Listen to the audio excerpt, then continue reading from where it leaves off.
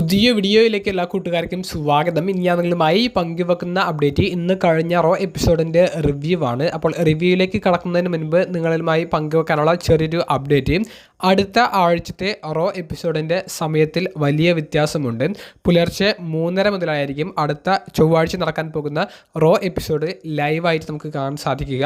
അത് ആ raw episode നടക്കുന്ന ലൊക്കേഷനിലെ ഒരു സമയവ്യത്യാസമാണ് ഇത്രയും 2 മണിക്കൂർ ദൈർഘ്യം കൂടി കൊണ്ടുവരുന്നത്. ഇനി നമുക്ക് റിവ്യൂയിലേക്ക് കടക്കുകയാണെങ്കിൽ റോ എപ്പിസോഡ് ആരംഭിക്കുന്നത് ഫോർമർ വുമൻസ് വേൾഡ് ചാമ്പ്യനായ സ്റ്റെഫനി വെക്കേറിൻ്റെ സെഗ്മെൻറ്റോട് കൂടിയിട്ടാണ്. ലിവ് മോർഗനെ ചലഞ്ച് ചെയ്യുന്നു.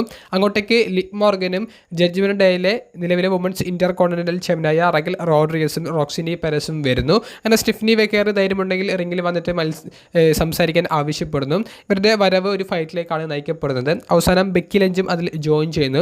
സ്റ്റെഫനി വെക്കേർ, ബെക്കി ലഞ്ച് തുടങ്ങിയവർക്കിടയിൽ ഒരു കമ്മ്യൂണിക്കേഷൻ പ്രോബ്ലം ഉള്ളതുപോലെ, ഇവർക്കിടയിൽ ഒരു പ്രശ്നമുള്ളതുപോലെ കാണിക്കുന്നു.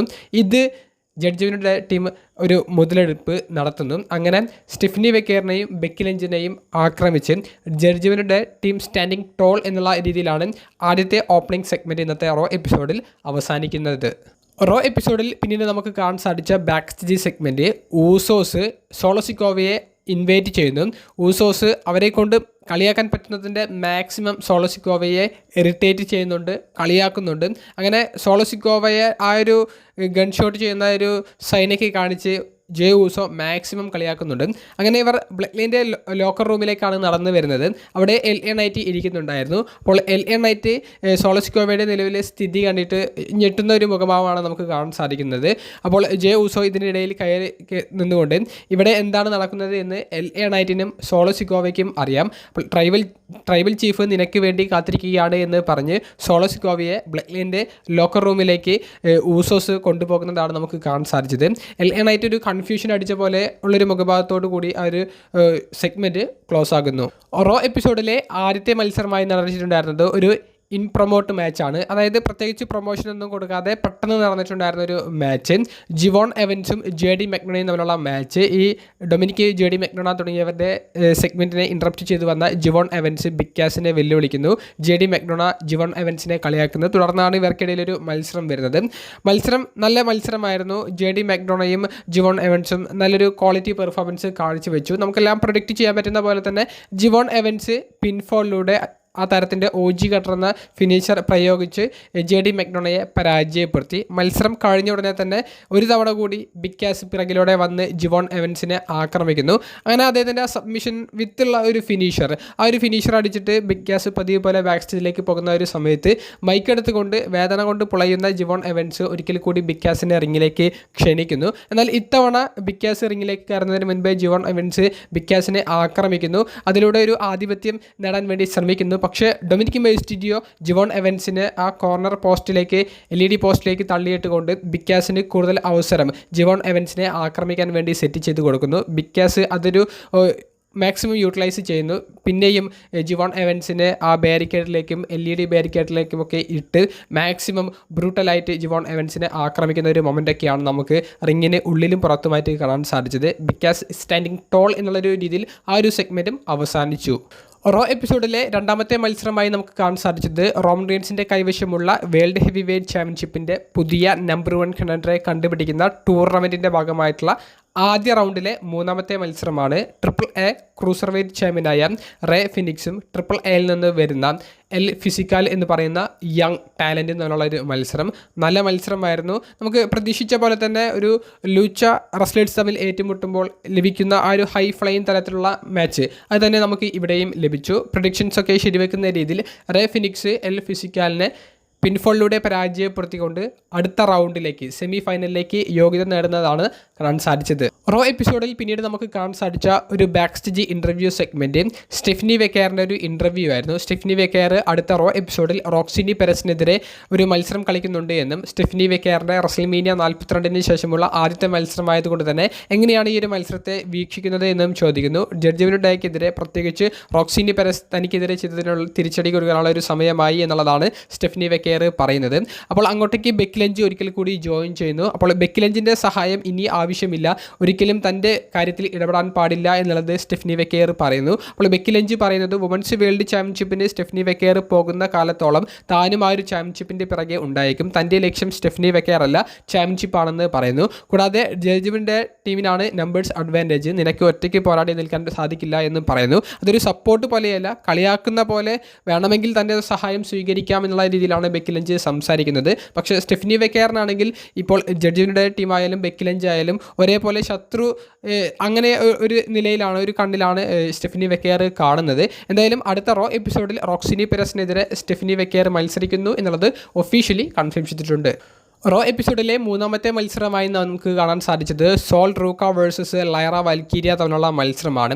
ലൈറ വാൽക്കീരിയയ്ക്കും സോൾ റൂക്കയ്ക്കും ഈ മത്സരത്തിലെ വിജയം എന്ന് പറയുന്നത് റഗിൽ റോഡ്രിഗസിൻ്റെ കൈവശമുള്ള വുമൻസ് ഇന്റർ കോണ്ടിനെന്റൽ ചാമ്പ്യൻഷിപ്പിന് പുതിയ കണ്ടൻഡറായിട്ട്, ഒരു ചലഞ്ചറായിട്ട് കയറി വരാൻ സാധിക്കുന്ന ഒരു നമ്പർ 1 കണ്ടൻഡേഴ്സ് മത്സരം പോലെയായിരുന്നു. അപ്പോൾ ലൈറ വാൽക്കീരിയ വിജയിക്കുമോ സോൾ റൂക്ക വിജയിക്കുമോ എന്നുള്ളതൊരു 50-50 അങ്ങനെയാണ് ഈ ഒരു മത്സരത്തിൻ്റെ ഗതി എന്ന് പറയുന്നത്. കാരണം സോൾ റൂക്ക ഓൾറെഡി റഗിൽ റോഡ്രിഗസിനെതിരെ മത്സരിച്ച് തോറ്റു നിൽക്കുന്ന ഒരു സമയത്ത് ലൈറ വാൽക്കീരിയെ ഒരു ചലഞ്ചറായിട്ട് ഇട്ട് കൊടുത്തുകൊണ്ട് സോൾ റൂക്കയ്ക്ക് പിന്നീട് ഒരു അവസരം കൊടുക്കും എന്നുള്ള രീതിയിൽ നമ്മൾ പ്രതീക്ഷിക്കുന്നു. ആ ഒരു രീതിയിലേക്ക് സ്റ്റോറി പോകുമെന്ന് നമുക്ക് പ്രതീക്ഷിക്കാമായിരുന്നു. പക്ഷേ മത്സരത്തിൽ നല്ലൊരു പ്രകടനത്തോടു കൂടി സോൾ സ്നാച്ചർ എന്ന് പറയുന്ന ഫിനിഷർ ഇട്ടുകൊണ്ട് തന്നെ ലൈറ വാൽക്കീരിയയെ സോൾ റൂക്ക പരാജയപ്പെടുത്തുന്നതാണ് നമുക്ക് കാണാൻ സാധിച്ചത്. അപ്പോൾ റഗിൽ റോഡ്രിഗസിൻ്റെ കൈവശമുള്ള വുമൻസ് ഇന്റർ കോണ്ടിനെന്റൽ ചാമ്പ്യൻഷിപ്പിന് സോൾ റൂക്ക തന്നെയായിരിക്കും ചലഞ്ചർ എന്നുള്ളത് ഓൾമോസ്റ്റ് കൺഫേം ആകുന്ന രീതിയിലുള്ള ഒരു മാച്ച് റിസൾട്ടാണ് കാണാൻ സാധിച്ചത്. റോ എപ്പിസോഡിൽ പിന്നീട് നടന്നിട്ടുണ്ടായിരുന്ന ഒരു backstage segment Usos Jacob ഫാറ്റുവിനെ മീറ്റ് ചെയ്യുന്നു. ജെ ഊസോ സോളസിക്കോവയെ പരാജയപ്പെടുത്തിയതിനെ സംബന്ധിച്ചും സോളസിക്കോവ ബ്ലഡ് ലൈനിൽ റീജോയിൻ ചെയ്യാൻ പോകുന്നതിനെ സംബന്ധിച്ചും ബ്ലഡ് ലൈൻ ഒരുമിക്കാൻ പോകുന്നതിനെ സംബന്ധിച്ചും വളരെ ആവേശത്തോടു കൂടി ജേക്കബ് ഫാറ്റുവിനോട് സംസാരിക്കുന്നു. ജേക്കബ് ഫാറ്റു ആണെങ്കിൽ വലിയൊരു സന്തോഷമുള്ളൊരു മുഖഭാവമല്ല നമുക്ക് കാണാൻ സാധിക്കുന്നത്. ഫാറ്റുവിൻ്റെ മുഖത്ത് നിന്ന് സാധാരണ അങ്ങനെയൊന്നും നമുക്ക് ഇതുവരെ കാണാൻ സാധിച്ചിട്ടുമില്ല. ഇപ്പോൾ ജെ ഊസോ അവസാനം പറയുന്നുണ്ട് ആരാണിപ്പോൾ വിഡി എന്നുള്ളത്. അപ്പോൾ ജേക്കബ് ഫാറ്റു ജെ ഊസോയെ സോളസിക്കോവയ്ക്കെതിരെയുള്ള ഒരു മത്സരത്തിന് വേണ്ടി കഴിഞ്ഞ റോ എപ്പിസോഡിൽ ആ ഒരു സെഗ്മെൻറ്റിലൂടെ സെറ്റ് ചെയ്തപ്പോൾ ജെ ഊസോയെ വിഡി എന്ന് പറഞ്ഞ് കളിയാക്കിയിട്ടുണ്ടായിരുന്നു. അപ്പോൾ ജെ ഊസോ വിജയിച്ചതിന് ശേഷം ജേക്കബ് ഫാറ്റുവിനെ നേരിട്ട് കണ്ടപ്പോൾ ഇപ്പോൾ ആരാണ് വിഡി എന്നുള്ളത് മനസ്സിലായില്ലേ എന്നുള്ളത് ജെ ഊസോ തിരിച്ചു ചോദിക്കുന്നു. അപ്പോൾ ജേക്കബ് ഫാറ്റുവിന് ചെയ്യാൻ പറ്റാത്തത് തന്നെ കൊണ്ട് ചെയ്യാൻ സാധിച്ചു എന്നുള്ളതാണ് ജെ ഊസോ അവിടെ ഉദ്ദേശിച്ചിട്ടുള്ളത്. പക്ഷേ ജേക്കബ് ഫാറ്റുവിൻ്റെ മുഖമാണെങ്കിൽ വലിയ ഒരു ദുഃഖവുമുണ്ട്, വലിയ ദേഷ്യവുമുണ്ട് എന്നുള്ളത് കൃത്യമായി പ്രസൻറ്റ് ചെയ്യുകയുണ്ടായി. റോ എപ്പിസോഡിൻ്റെ മറ്റൊരു സെഗ്മെൻറ്റ് എന്ന് പറയുന്നത് ഒരു ബാക്ക് സ്റ്റേജ് ഇൻ്റർവ്യൂ സെഗ്മെൻ്റ് ആയിരുന്നു. ദ വിഷൻ എന്ന് പറയുന്ന ടീമിനെ റെപ്രസെൻറ്റ് ചെയ്തുകൊണ്ട് Logan Paul, Maxxine Dupri, world tag team ചാമ്പ്യന്മാരായ ഓസ്റ്റിൻ തിയറി, അതുപോലെ തന്നെ ബ്രോൺ ബ്രേക്കർ തുടങ്ങിയവരായിരുന്നു ഈ ഒരു ഇൻ്റർവ്യൂ സെഗ്മെൻറ്റിൽ ഉണ്ടായിരുന്നത്. പതിവ് പോലെ അക്കിറ ടൊസാവ എന്ന് പറയുന്ന റെസ്ലറിനെ സംബന്ധിച്ചും ഓട്ടിസ് എന്ന റെസ്ലറിനെ സംബന്ധിച്ചുമാണ് സംസാരിക്കുന്നത്. അപ്പോൾ മാക്സിനി ഡുപ്രി പറയുന്നുണ്ട് ഓട്ടിസിൻ്റെ തല അടിച്ചു പൊട്ടിച്ചതുപോലെ അക്കിറ ടൊസാവ എന്ന് പറയുന്ന പാറ്റയുടെ തലയും ഓസ്റ്റിൻ തിയറി അടിച്ച് പൊട്ടിക്കേണ്ടതായിരുന്നു, പക്ഷേ ജസ്റ്റ് മിസ്സാണ് എന്ന് പറയുന്നു.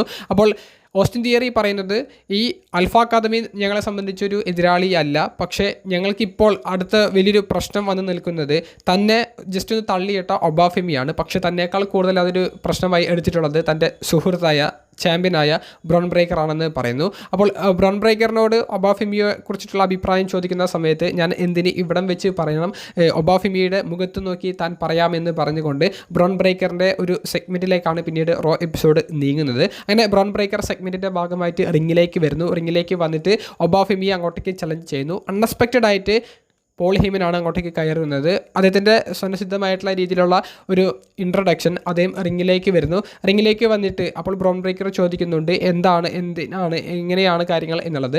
പെട്ടെന്ന് തന്നെ ഒബാഫെമി അങ്ങോട്ടേക്ക് വരുന്നു. ഒബാഫെമിയും ബ്രോൺ ബ്രേക്കറും ഫേസ് ടു ഫേസ് വരുന്നു. ഒബാഫെമി ആരാണ് ഒബാഫെമി എന്നുള്ളത് തെളിയിച്ചു കൊടുക്കുന്നു. അപ്പോൾ ബ്രോൺ ബ്രേക്കർ പറയുന്നുണ്ട് നമുക്ക് വേണമെങ്കിൽ ഇപ്പോൾ ഇവിടെ വെച്ച് ഫൈറ്റ് ചെയ്ത് ആരാണ് ഈ കമ്പനിയുടെ ഭാവി എന്നുള്ളത് തീരുമാനിക്കാം എന്നുള്ളത്. ഒബാഫെമിയും സമ്മതം മൂളുന്നു. പക്ഷേ പോൾ ഹേമൻ അതിനെ തടയിടുന്നു. നിങ്ങൾ തമ്മിലുള്ള മത്സരം അതൊരു ബോക്സ് ഓഫീസ് മത്സരമാണ്, വലിയ ഇവൻറ്റിൽ വെച്ച് നടക്കേണ്ട മത്സരമാണ്. അങ്ങനെയാണ് വലിയ വലിയ താരങ്ങൾ ചെയ്യേണ്ടത്. ജസ്റ്റ് ഈ അറീനയിൽ വന്നിട്ട് മത്സരിക്കേണ്ടതല്ല നിങ്ങളുടെ കഴിവ് എന്നുള്ളത് പറയുന്നു. അതായത് ഒബാഫെമിക്കും ബ്രോൺ ബ്രേക്കറിനും മധ്യസ്ഥത വഹിക്കുന്ന പോൾ ഹേമൻ്റെ സെഗ്മെൻറ്റാണ് നമുക്ക് അവിടെ കാണാൻ സാധിച്ചത്. അങ്ങനെ പോൾ ഹേമൻ പറയുന്നത് സൺഡേ നൈറ്റ്സ് മെയിൻ ഇവൻ്റ് എന്ന് പറയുന്ന അടുത്ത സ്പെഷ്യൽ എപ്പിസോഡ് സെപ്റ്റംബർ മാസത്തിലാണ് നടക്കുന്നത്. ആ ഒരു സ്പെഷ്യൽ എപ്പിസോഡിൽ ബ്രോൺ ബ്രേക്കറും ഒബാഫെമിയും തമ്മിലുള്ള മത്സരം നടക്കും. ഇതിൽ വിജയിക്കുന്ന റെസ്ലർ ആയിരിക്കും ഇനി വരും വർഷങ്ങളിൽ കമ്പനിയെ മുന്നോട്ട് നിന്ന് നയിക്കാൻ പോകുന്നത് എന്നുള്ളത് പോൾ ഹേമൻ പറയുന്നു. അങ്ങനെ ബ്രോൺ ബ്രേക്കർ അതിന് സമ്മതം മൂളുന്നു, ഒബാഫെമിയും സമ്മതം മൂളുന്നു. ബ്രോൺ ബ്രേക്കർ പോൾ ഹേമിന് ഷേക്ക് ഹാൻഡ് കൊടുക്കുന്നു, ഒബാഫെമിയും പോൾ ഹേമിന് ഷേക്ക് ഹാൻഡ് കൊടുക്കുന്നു. പക്ഷേ ഒബാഫെമി പോൾ ഹേമിന് ഷേക്ക് ഹാൻഡ് കൊടുത്തതിൽ ബ്രോൺ ബ്രേക്കറിനൊരു കൺഫ്യൂഷൻ ഉണ്ട്. കാരണം പോൾ ഹേമൻ ദ വിഷൻ്റെ ഭാഗമായിരുന്നു എന്നുള്ളത് നമുക്കെല്ലാവർക്കും അറിയാം. പക്ഷേ ഒബാഫെമിക്ക് പോൾ ഹേമൻ ഷേക്ക് ഹാൻഡ് കൊടുത്തത് അത് നല്ല രീതിയിൽ ബ്രോൺ ബ്രേക്കറെ കൺഫ്യൂസ്ഡ് ആക്കിയിട്ടുണ്ട്. അത് സ്റ്റോറി ലൈനിൽ പോൾ ഹേമൻ ആരുടെയും ഭാഗത്ത് നിൽക്കുന്നില്ല എന്നുള്ളത് കാണിക്കാൻ വേണ്ടിയിട്ടാണ്. പക്ഷേ ആദ്യം എന്തായാലും ദ വിഷൻ ടീമിൻ്റെ ഭാഗത്ത്, പ്രത്യേകിച്ച് ബ്രോൺ ബ്രേക്കറിൻ്റെ ഭാഗത്ത് തന്നെ ഈ ഒരു സ്റ്റോറി ലൈനിൽ ജോയിൻ ചെയ്യുമെന്നുള്ള രീതിയിലേക്കാണ് അവർ സ്റ്റോറി കൊണ്ടുപോകുന്നത്. റോ എപ്പിസോഡിൽ പിന്നീട് നമുക്ക് കാണാൻ സാധിച്ച മറ്റൊരു മത്സരം എന്ന് പറയുന്നത് റോമൻ റെയിൻസിൻ്റെ കൈവശമുള്ള വേൾഡ് ഹെവി വെയ്റ്റ് ചാമ്പ്യൻഷിപ്പിൻ്റെ നമ്പർ 1 കണ്ടൻഡറെ കണ്ടുപിടിക്കുന്ന ടൂർണമെൻറ്റിലെ ആദ്യ റൗണ്ടിലെ അവസാനത്തെ മത്സരമാണ്. ഈ അവസാനത്തെ മത്സരത്തിൽ ഡ്രാഗൻ ലീ എന്ന് പറയുന്ന റെസ്ലർ ട്രിപ്പിൾ എയെ റെപ്രസെൻറ്റ് ചെയ്ത് വന്ന എൽഹിജോ ഡെൽ വാഗ്നർ ജൂനിയർ എന്ന് പറയുന്ന റെസ്ലറിനെയായിരുന്നു നേരിട്ടിട്ടുണ്ടായിരുന്നത്. എൽഹിജോ ഡെൽ വാഗ്നർ ജൂനിയർ ഒരു high flyer with power house wrestler എന്നുള്ളൊരു പ്രത്യേകതയാണ് ഉള്ളത്. സാധാരണ കാണുന്ന ലുച്ചാഡോർ റെസ്ലേഴ്സിൽ നിന്ന് വ്യത്യസ്തമായി അതേ മാസ്ക് ഒക്കെ ധരിച്ചിട്ടുണ്ടെങ്കിലും കുറച്ചുകൂടി പവർഫുൾ ആയിട്ടുള്ള ഒരു റെസ്ലറാണ്. ഡ്രാഗൻ ലീയെ സംബന്ധിച്ച് അത് ഒരു അദ്ദേഹത്തെക്കാൾ പവറുള്ള ഒരു റെസ്ലർ വരുമ്പോൾ പവർഫുൾ മൂവ്സിൽ ഈ എൽഹിജോ ഡെൽ വാഗ്നർ ജൂനിയറിന് വലിയൊരു ആധിപത്യം കിട്ടുന്നുണ്ട്. പക്ഷേ പ്രൊഡിക്ഷൻസ് ഒക്കെ ശരിവെക്കുന്ന രീതിയിൽ ഡ്രാഗൻ ലീ തന്നെ പിൻഫോളിലൂടെ നല്ലൊരു മത്സരം കാഴ്ചവെച്ചുകൊണ്ട് ഈ ട്രിപ്പിൾ എ റെസ്ലറും നല്ല കിടിലൻ പെർഫോമൻസ് കാഴ്ചവെച്ചു. അതും എടുത്തു പറയേണ്ടതാണ്. നല്ലൊരു പ്രകടനത്തോടു കൂടി ഡ്രാഗൻ ലീ പിൻഫോളിലൂടെ വിജയിച്ച് കയറിക്കൊണ്ട് ഈ സെമി ഫൈനൽ മത്സരം സെറ്റ് ചെയ്യുന്നു. അതായത് സെമി ഫൈനൽ മത്സരം എന്ന് പറയുമ്പോൾ അടുത്ത റോ എപ്പിസോഡിൽ ഓൾറെഡി പെൻറ്റയും ട്രിപ്പിൾ എ ഷോയിൽ വിജയിച്ച ലാ പാർക്ക എന്ന് പറയുന്ന റെസ്ലറും തമ്മിലുള്ള ഒരു സെമി ഫൈനൽ മത്സരം കൺഫേം ആയിട്ടുണ്ട്. റോ എപ്പിസോഡിൽ വിജയിച്ച റേ ഫിനിക്സും ഡ്രാഗൻ ലീയും തമ്മിലുള്ള ഒരു സെമി ഫൈനൽ മത്സരം കൂടി അടുത്ത റോ എപ്പിസോഡിലേക്ക് ഒഫീഷ്യലി കൺഫേം ചെയ്യപ്പെടുന്നു. റോ എപ്പിസോഡിൽ നടന്നിട്ടുണ്ടായിരുന്ന 5ാമത്തെയും അവസാനത്തേതുമായിട്ടുള്ള ഒരു റെസ്ലിംഗ് മാച്ച് എന്ന് പറയുന്നത് ഇന്റർ കോണ്ടിനെന്റൽ ചാമ്പ്യൻഷിപ്പ് മത്സരമായിരുന്നു. ചാഡ് ഗേബിൾ സമ്മർ സ്ലാമിൽ ഈ ഒരു ചാമ്പ്യൻഷിപ്പ് വിജയിച്ചതിന് ശേഷം ആദ്യമായിട്ട് ടൈറ്റിൽ ഡിഫെൻഡ് ചെയ്യുന്ന മത്സരം എന്ന് പറയുന്നത് ട്രിപ്പിൾ എ ജനറൽ മാനേജറും WWE ഹോൾ ഓഫ് ഫെയിമറുമായ സൂപ്പർ താരം റെയ് മിസ്റ്റീരിയോയ്ക്കെതിരെ നമ്മൾ പ്രതീക്ഷിച്ച നിലവാരത്തിലുള്ള മത്സരം, പ്രതീക്ഷിച്ചതിനേക്കാൾ മുകളിലുള്ള ഒരു നിലവാരം ലഭിച്ച മത്സരം. ഇന്നത്തെ റോ എപ്പിസോഡിലെ മാച്ച് ഓഫ് ദ നൈറ്റ് എന്ന് നമുക്ക് നിസ്സംശയം പറയാൻ സാധിക്കുന്ന ഒരു മത്സരം. രണ്ട് പേരുടെയും ഭാഗത്തു നിന്ന് കിടിലൻ പെർഫോമൻസ്. റെയ് മിസ്റ്റീരിയോ ഈ ഒരു പ്രായത്തിലും അദ്ദേഹത്തിൻ്റെ ആ ഒരു സ്പീഡിൽ യാതൊരുവിധ കുറവും വന്നിട്ടില്ല.